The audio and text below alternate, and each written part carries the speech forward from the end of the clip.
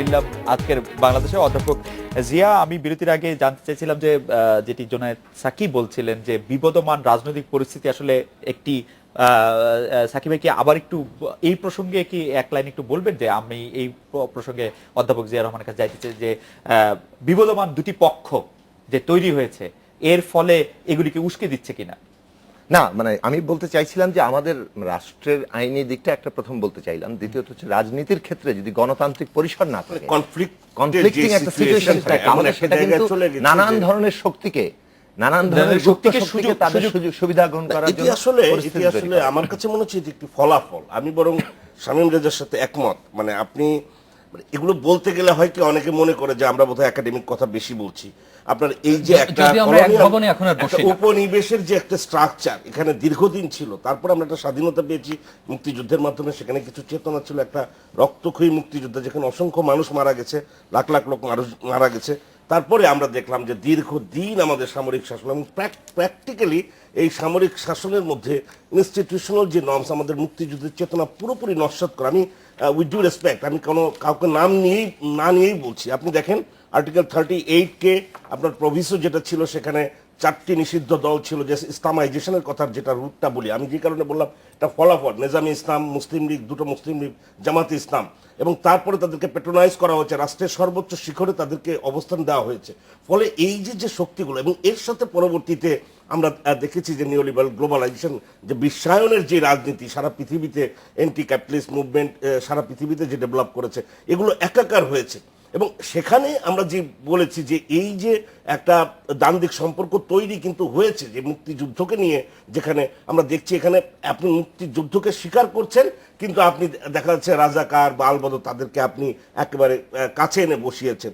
একই সাথে ধর্ম নিজের রাজনীতিটা হয়েছে। দেখেন আমরা এরকম আমাদের এদেশের রাষ্ট্রনায়ক দেখেছি, প্রেসিডেন্ট দেখেছি, যিনি কিনা তার হসপিটালের মধ্যে তিনি ধরেন রবীন্দ্রসঙ্গীত বাজাচ্ছেন, তিনি এক মুঠো রজনীগন্ধা বলে টিভিতে গান গাচ্ছেন, কিন্তু তিনি যখন মানে রাজনীতি করতে আসছেন তখন সেই ম্যাকিয়াভেলিজম নিয়ে এক হাতে তিনি গীতা ধরেছেন, আর এক হাতে তিনি কোরআন ধরেছেন, বলেছেন কোনটা নেবেন। ঠিক একইভাবে আপনি আরো একজন রাজনীতিবিদ যদি দেখেন, তিনি একদিকে রিয়েলিটি শো করছে, আর একদিকে গোল টেবিলে তিনি এসে বলছেন যে আমার প্রধান আইডেন্টিটি হচ্ছে আমি মুসলমান। তো এই যে যেটা বলছি, এটা হচ্ছে ফলাফল। এই যে আমি বলছি যে আপনি আধুনিকতার সাথে তো আপনার এই আইডেন্টিটি যায় না, এটা হচ্ছে রিয়ালিটি। আপনার মুসলমান থাকতে পারে, আধুনিকতার সাথে ইসলাম ধর্মের তো কোনো চেঞ্জ হবে না। আমি বলছি যে আপনি কোনোদিনও একটা ধর্মকে কেন্দ্র করে কোন মুক্ত বুদ্ধির চর্চা আইডেন্টিটি, প্রধান আইডেন্টিটি হতে পারে না, প্রধান আইডেন্টিটি হতে পারে না। আপনার আইডেন্টিটি থাকতে পারে, ফ্লেক্সিবল থাকতে পারে। আইডেন্টিটির ক্ষেত্রে, ধর্মের ক্ষেত্রে কেন হতে পারে না? আইডেন্টিটি জিনিসটাই তো আসলে খুব কোশ্চেনেবল। আমি অধ্যাপক জি, আমি একটু ব্যারিস্টার রুমিন ফারহানার কাছে যাই। ব্যারিস্টার রুমিন ফারহানা, আপনি কি মনে করেন যে আসলে মত প্রকাশের স্বাধীনতার সীমানা সংবিধানের যে নিয়মের মধ্যে দিয়ে রাখা হয়েছে, সেই সাংবিধানিক সীমানা আমরা সবসময় মেনে চলি? মানে না, বাংলাদেশে এখন দেখেন বড় বড় অনেক কথাই বলা যায়, অনেক ফিলোসফিক্যাল আলোচনা আমরা এখানে করতে পারি, কিন্তু বাংলাদেশে বর্তমানে যে পরিস্থিতিতে আমরা এখন দিন পার করছি, এখানে ধর্মীয় মত বলেন, রাজনৈতিক মত বলেন, সাংস্কৃতিক মত বলেন, আপনার কোনো মত প্রকাশের কোনো স্বাধীনতাই কিন্তু নাই আমাদের। না আপা, এটা কেন বললেন যে ধর্মীয় মত প্রকাশের স্বাধীনতা নাই? নাই, আপনারা তো দেখলেনই, প্রথম আলোচনাটাই তো আমরা অভিজিৎকে নিয়ে শুরু করলাম। না, অভিজিৎ কোনো ধর্মীয় মত দেয় নাই। সে তো তার এই দেশে ধর্মীয় মত প্রকাশের স্বাধীনতা আছে, ধর্মীয় মত প্রকাশের বিরুদ্ধে কোনো মত প্রকাশের স্বাধীনতা নাই। কোনো মত প্রকাশের স্বাধীনতা নাই। ধর্মীয় আস্তিক বলেন, নাস্তিক বলেন, আস্তিকেরও তো একটা বিশ্বাস আছে, নাস্তিকেরও একটা বিশ্বাস আছে। বিশ্বাস করতে আস্তিকের কোথাও অসুবিধা হচ্ছে? আমি দেখি নাই পর্যন্ত কোনোদিন অসুবিধা হচ্ছে। আমাদের শুনেন, আস্তিকের বিশ্বাস হচ্ছে আপনারা যদি এক ধরনের লেবাস দেখেন, আপনারা তাকে জঙ্গি বলে মার্ক করে দেন। হ্যাঁ, এটা হচ্ছে বাংলাদেশে হচ্ছে। খালেদ, আপনি আমাকে যদি বারবার ইন্টারাপ্ট করেন, আমার বলতে অসুবিধা হবে। আরেকটা কথা আমি বলি, আমি ইন্টারাপ্ট করছি না, আপনি মানে বলে গেলে আমার তো বলতেই হবে। আপনি বলছেন যে ধর্মের লিবাস দেখলেই আমরা ইয়া করি, সেই কথা ঠিক না। করা হচ্ছে বাংলাদেশে বর্তমানে, তাই করা হচ্ছে এবং যখন একটা এক্সট্রিম বাড়ে তখন আরেকটা এক্সট্রিম বাড়বে, এটাই নিয়ম। আর দ্বিতীয় কথা হচ্ছে যে আপনারা যদি ব্রিটিশ হোম অফিসের প্রতিবেদন দেখেন, এটা 28 ফেব্রুয়ারি এসেছে মানব জমিনে ইন ডিটেইলস, সেখানে বলা হয়েছে যে সরকারের সাথে ভিন্ন মত পোষণকারী রাজনৈতিক নেতারা এবং যে কোনো ব্যক্তি বিশেষও ইভেন নিরাপত্তাহীন, এর মধ্যে এসছে আপনারা যারা টক শো করে, তাদের উপরে সরকারের একদম সর্বোচ্চ পর্যায় থেকে শুরু করে নেতা নেত্রীরা সবাই বলেছেন দে আর আন্ডার ওয়াচ। টিভি এবং সংবাদপত্রের সম্পাদকরা আছেন প্রচন্ড চাপের মধ্যে। সরকারের সমালোচনার কারণে বহু সাংবাদিক অলরেডি নির্যাতনের শিকার, অনেকগুলো টেলিভিশন চ্যানেল বন্ধ হয়ে গেছে, আপনারা জানেন ইসলামিক টিভি বন্ধ, দিগন্ত টিভি বন্ধ, ইটিভির সালাম সাহেবকে পর্নোগ্রাফি অ্যাক্টে ধরে নিয়েছে, যদিও পাবলিক পারসেপশন হচ্ছে তার এগেইনস্টে সরকারি মেইন এলিগেশনটা হচ্ছে উনি তারেক জিয়ার বক্তব্য প্রচার করেছেন। আমার দেশ বন্ধ হয়ে আছে, মাহমুদুর রহমান জেলে। তো এই হচ্ছে আমাদের এখন মত প্রকাশের বর্তমান অবস্থা। আপনি যে ধর্মীয়, এবার আপনাকে আমি একটু প্রশ্ন করি, আপনি বলছেন যে ধর্মীয় মত প্রকাশের ক্ষেত্রে আছে, কিন্তু আমরা যতগুলি উদাহরণে আলোচনা করলাম, হুমায়ুন আজাদ থেকে শুরু করে রাজীব, দীপ, আসিফ মহিউদ্দিন, মিরপুরের একজন স্কুল মাস্টার অভিজিৎ, এদের কেউই কিন্তু আমরা কোনোদিন এই পর্যন্ত শুনি নাই যে আপনি যাদেরকে বললেন যে তারা তাদের মত প্রকাশ করতে কোন রকম কোনো বাধা পাচ্ছে। আপনি একটি উদাহরণ মনে হয় না আমি দিতে পারবেন, আমি পাচ্ছি না আপনি দিতে। আপনি কি একটি উদাহরণ দিতে পারবেন যে ধর্মীয় মত প্রকাশ করতে কে কোথায় বাধা পেয়েছেন? না, এই প্রত্যেকটা উদাহরণ যেটা আপনি দিলেন সেটা হচ্ছে রাষ্ট্রের ব্যর্থতা টু প্রোটেক্ট देयर সিটিজেন। আপনি ধর্মীয় মত প্রকাশে কেউ কোনোদিন কোনো বাধা পেয়েছে এরকম একটি উদাহরণ দিতে পারবেন কিনা?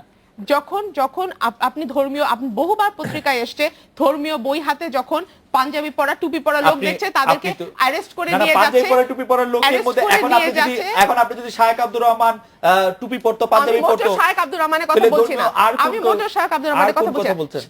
পত্রিকার রিপোর্ট এসছে, বারবারই এসছে যে তাদেরকে যখন তারা বেরোচ্ছে মসজিদ থেকে হাতে বই নিয়ে বেরোচ্ছে, তাদেরকে তখন জঙ্গি লেবাস দিয়ে পুলিশ ধরে নিয়ে যাচ্ছে। বাংলাদেশে এত কয়টা নিষিদ্ধ জঙ্গি সংগঠন থাকার পরও আপনি যদি এই কথা বলেন তাহলে আমার আর কিছু বলার নাই। অধ্যাপক শামীম রাজা, আপনি এই বিষয়ে কিছু বলবেন যে আসলে বাংলাদেশের রাষ্ট্রযন্ত্রটা এরকম যে ধর্মীয় মত প্রকাশের ক্ষেত্রে সে বাধা দিচ্ছে, এরকম কি মনে হয় যে মসজিদ থেকে নামাজ পড়ে বের হচ্ছে তাকে ধরে নিয়ে যাচ্ছে? এখানে পুরো বিষয়টা কিন্তু প্রশাসন বা রাজনীতির উপর চাপালে হবে না। মত প্রকাশের বিষয়টা আমি কিন্তু বারবার এই জন্য বলেছি যে রাজনীতি তো একটা অংশ, এবং সেখানে যারা আছেন তারা তো একটা সামাজিক অংশ থেকেই আসেন, তাই না? তারা তো একটা সাংস্কৃতিক বৈশিষ্ট্য পরিমণ্ডল থেকে আসে। এখন সেই জায়গাটাই যদি মত প্রকাশের জায়গা না থাকে, যেমন আমরা উদাহরণটা ভুলে যাচ্ছি কেন, আহমদীয়দের উপর যে আক্রমণটা ছিল, সেটা কি তখনকার রাষ্ট্রযন্ত্র বা তার আগে রাষ্ট্রযন্ত্র বা পরে রাষ্ট্রযন্ত্র বলেছে যে চলো যে সবাই মিলে আহমদীয়দের উপর আক্রমণ করি? সামাজিক ভাবে 50-এর দশক থেকে তাদের উপর আক্রমণগুলো তৈরি করা হচ্ছে, এবং ধর্মীয় গোষ্ঠী থেকে এবং আমিনের পক্ষ থেকে রাষ্ট্রের প্রতি চাপ সৃষ্টি করা হচ্ছে। শুধু না, আপনি জানেন 50-এর দশকের কার্টুন আছে পত্রিকার, যে আজকে যে সংগঠনের নামটা আপনি বারবার বলছেন তারা অথবা তাদের পক্ষের সংগঠনগুলো তখন কার্টুন আছে যে এরকম গরু জবাই করার ছুরি নিয়ে তাদেরকে তাড়াচ্ছে আহমদিয়াদেরকে। এখন প্রশ্ন হচ্ছে এর পুরোটাই কিন্তু রাষ্ট্র প্রশাসন বা যন্ত্র বা রাজনীতি না। আপনাদের মনে রাখতে হবে যে পুরো কাঠামোটাকে আপনাকে দেখতে হবে, যে আপনি যে ভিন্ন মত প্রকাশের সংস্কৃতি যেটা, সেটা পুরোটা তো রাজনীতি তৈরি করে না, সেটা তো আমাদের ভেতর থেকে আসে, সমাজ থেকে আসে। এখন বাংলাদেশ রাষ্ট্রে সেই ঘাটতি ছিল বরাবর, অন্যান্য রাষ্ট্রের মতো, শুধু আমাদের কথা বললে চলবে না, উপমহাদেশের সবখানেই ছিল যে ধর্মের কোনটুকু সমালোচনা করা যাবে, রাষ্ট্রের কোনটুকু সমালোচনা করা যাবে, বিদ্যায়তনের কোনটুকু বা প্রশাসনে করা যাবে, এই জায়গাটা তো সবসময় ধোঁয়াশার মধ্যে ছিল। আপনি বলতে পারেন যে উন্নত সমাজগুলো তার সঙ্গে রাজনীতির একটা মেলবন্ধন তৈরি করতে পেরেছে, আমরা এই মেলবন্ধনটা তৈরি করতে পারিনি। বরং আমরা যেটা করেছি, বিদ্যমান যেটা ছিল, আমাদের বিদ্যমান সমালোচনা সহ্য না করার যে সংস্কৃতিটা ছিল সমাজের মধ্যে, রাজনীতি সেটাকে গ্রহণ করেছে। এবং রাজনীতি যখন এটাকে গ্রহণ করে, এটার ফলাফল যেটা হয় সেটা হচ্ছে রাজনীতি স্বাভাবিক, তার হাতে প্রশাসন থাকে, তার হাতে আইন শৃঙ্খলা থাকে, তার হাতে শাসন ক্ষমতাটা থাকে, এবং সে স্বাভাবিকভাবে সেটা প্রয়োগ করতে চায়। কিন্তু আমি আবার স্পষ্ট করি, এটা শুধুমাত্র আওয়ামী লীগ, বিএনপি বাংলাদেশের ক্ষেত্রে বা কে কখন সরকার গেল, প্রশাসন গেল, শুধু এটা দিয়ে মুক্ত বুদ্ধির চর্চা বা এটা দিয়ে জিনিসটা বোঝানো যাবে না। জুনায়েদ সাকি যেটা বলছেন যে একটা তো ঘাটতি আমাদের আছে, সেটা তো আইনের শাসনের ঘাটতি আছে, আমরা স্বীকার করি, এবং বিচারহীনতার একটা সংস্কৃতি আমরা দীর্ঘদিন তৈরি করেছি, সেটা একটা দিক। কিন্তু শুধুমাত্র এইটার কারণে অভিজিৎ খুন হন না, শুধুমাত্র এইটার কারণে কিন্তু আমাদের হুমায়ুন আজাদ খুন হন না বা রাজীব খুন হন না। মনে রাখতে হবে যে সমাজের মধ্যে এই সংস্কৃতিটা এমন ভাবে রয়েছে যে চর্চা না করার, সহ্য না করার, ভিন্নমত গ্রহণ না করার যে মনোবৃত্তি এবং সামাজিক ভিত্তিটা তৈরি হয়েছে। এটা কিন্তু আমি একটু জাস্ট একটা মিনিট সাপ্লিমেন্ট করছি, যে কথাটি শামীম বলেছে, এই 50-এর দশকে বা 60-এর দশকে এই সামাজিক সোশ্যাল স্ট্রাকচার বা সামাজিক কাঠামোর মধ্য থেকেই কিন্তু আমরা একটা মুক্তিযুদ্ধ করেছি, এবং যার মধ্যে ধর্মনিরপেক্ষতার মতো বিষয় কিন্তু ছিল। আমি বলছি যে সোসাইটি থেকে, আমি যেটা প্রথমে আপনাকে বলেছিলাম যে একটা ব্লো আপ এর পরে আর হয়নি, মানে এই যে সামরিক শাসক এর মধ্যে ইন্টারভেন হয়েছে, অর্থাৎ আমরা মানে বারবার ইন্টারভেনশন হয়েছে আমাদের এখানে একটা স্বাভাবিকভাবে একটা সোসাইটির সমাজের যে প্রশ্নটি অধ্যাপক জিয়া, যে প্রশ্নটি এখন উঠছে, আপনারা কি সত্যি একটা লোক দাড়ি রাখলে, তার মাথায় টুপি থাকলে, সে মসজিদ থেকে বের হলে তাকে শত্রু মনে করেন? Of course not.